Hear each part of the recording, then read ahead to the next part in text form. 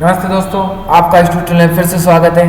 तो आज हम एवरेज इफ फॉर्मूले के बारे में कुछ जानकारी प्राप्त करेंगे। तो आइए दोस्तों, तो पिछले अध्याय में हमने सम इफ के बारे में कुछ जानकारी प्राप्त की थी, तो हम आज एवरेज इफ के बारे में कुछ जानकारी प्राप्त करेंगे। तो दोस्तों देखिए, पिछले अध्याय में हमने सेल्समैन के टोटल निकाला था, मतलब उसको सम किया था। आज हम एवरेज के तौर पर उससे देखेंगे कि उन्होंने कितनी सेल्स की है।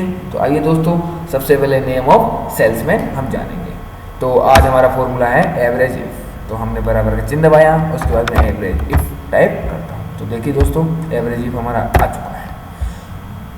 सबसे पहले वो हमसे पूछा रेंज। दोस्तों पिछले अध्याय में जो जैसे कि मैंने बताया था कि हम जब सेल्स नेम ऑफ सेल्समैन निकालेंगे तो रेंज हमारे लिए क्या हो जाएगी दोस्तों, नेम ऑफ सेल्समैन। उसके बाद हमारा पूछता है क्राइटेरिया। क्राइटेरिया मतलब होता है किस सेल्समैन की आप निकालना चाहते हो। तो अब मैं राजेश की निकालना चाहता हूँ। Average range.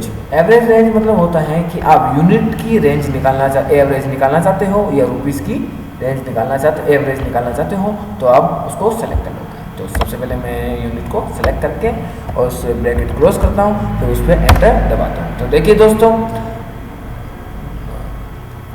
Name of salesman में राजेश ने जो यूनिट सेल्स की उसकी एवरेज निकल चुका है।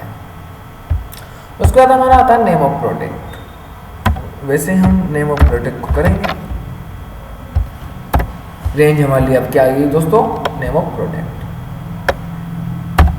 फॉर एग्जाम्पल अब मैं माइक्रोमैक्स का एवरेज निकालना चाहता हूँ और फिर उसकी रुपीज़ के आधार पर मैं उसका एवरेज निकालना चाहता हूँ कि माइक्रोमैक्स के जो सेल्स हुए हैं वो कितने रुपीज़ एवरेज तौर पर सेल्स हुए। तो देखिए दोस्तों, 9,569 69.5 माइक्रोमैक्स के सेल्स हुए।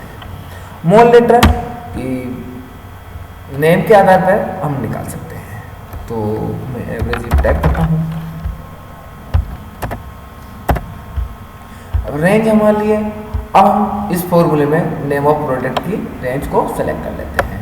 उसके बाद हम क्राइटेरिया में एस्टिमेट ओपन करेंगे और उस पर एस दबा देंगे कि हम जो एस नाम का जो प्रोडक्ट है उसकी हम एवरेज निकालना चाहते हैं। उसके बाद हम इनटू का चिन्ह लगाएंगे, फिर हम एस्टिमेट ओपन क्लोज करेंगे, उसके बाद कोमा और एवरेज रेंज यूनिट के बेस पे हम निकालेंगे। तो हमने यूनिट को सेलेक्ट किया, ब्रैकेट क्लोज किया और एंटर प्रेस किया। तो देखिए दोस्तों, सोनी और सैमसंग और फिर सोनी को उसने जोड़कर उसका एवरेज तो निकाल दिया। तो देखिए दोस्तों, मैं आशा करता हूँ कि आपको ये फॉर्मूला अच्छी तरह समझ में आया होगा। तो आगे के फॉर्मूला अगर आपको जानने हो या कोई कंडीशन जाननी हो तो आप हमारी वेबसाइट पर जाकर देख सकते हो। धन्यवाद।